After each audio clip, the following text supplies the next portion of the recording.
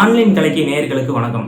இன்னைக்கு மே 1 தொழிலாளர்கள் தினம். நிறைய பேர் இந்தியாலையும் சரி உலகம் முழுக்கும் சரி அவங்களோட குடும்பத்தை காப்பாற்றுறதுக்காக நிறைய பேர் தான் இருக்கக்கூடிய இடத்த விட்டு இடம்பெயர்ந்து ஒரு வெளிநாட்டுக்கோ வெளியூருக்கோ வெளி ஸ்டேட்டுக்கோ இந்த மாதிரி நிறைய பேர் டிராவல் பண்ணி வேலை செஞ்சுக்கிட்டு இருப்பீங்க. உங்களோட பெரும்பாலான நேரங்கள் ஒரு கம்பெனியில் வேலை செய்கிறதுலே போயிருக்கும்.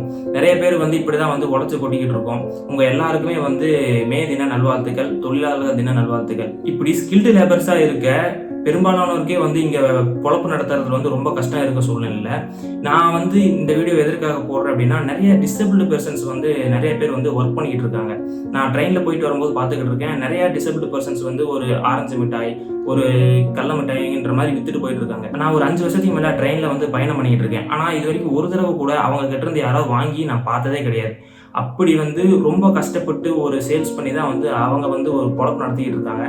ஆனால் இவங்கள மாதிரியான உழைப்பை கொடுக்க தயாராக இருக்கிறவங்களுக்கு நம்ம கவர்மெண்ட்டோ இல்லை நிறையா இதற்கான என்ஜிஓ மூவ்மெண்ட்லாம் இருக்குது. ஆனால் அவங்க ஏன் இவங்களை ப்ராப்பராக கைட் பண்ணி இவங்களுக்கான ஒரு தொழிலை ஏற்படுத்தி கொடுக்கலங்கிறது எனக்கு புரியல.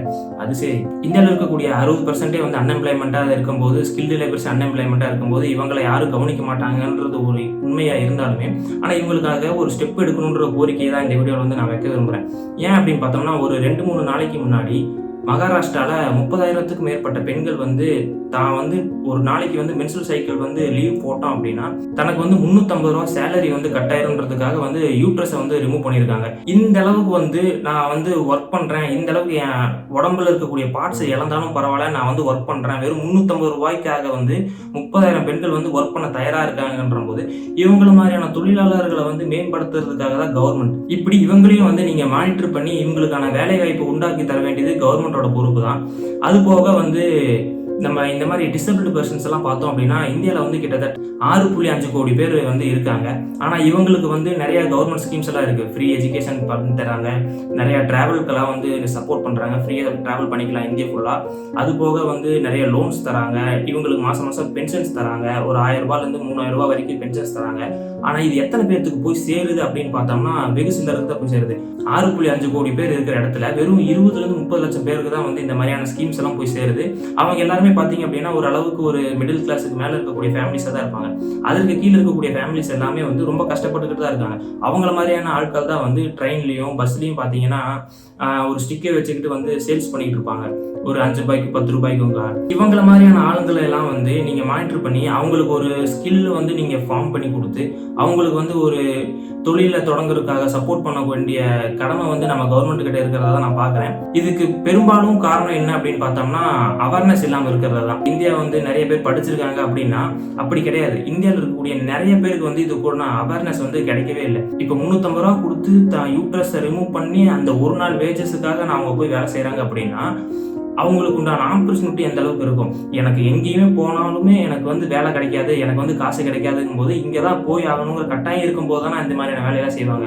அப்படி அவ்வளோ ஆப்பர்ச்சுனிட்டி இங்கே கம்மியாக இருக்குன்றதான் உண்மை. ஆப்பர்ச்சுனிட்டி கிரியேட் பண்ணி தரதான் கவர்மெண்டோட வேலை.